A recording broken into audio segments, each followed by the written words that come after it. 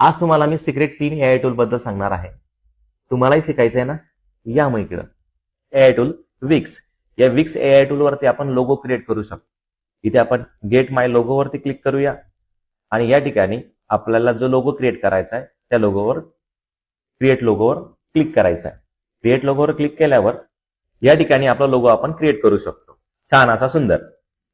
हायलू AI वरनं आपण आपल्या लोगोला व्हिडिओमध्ये कन्वर्ट करू शकतो.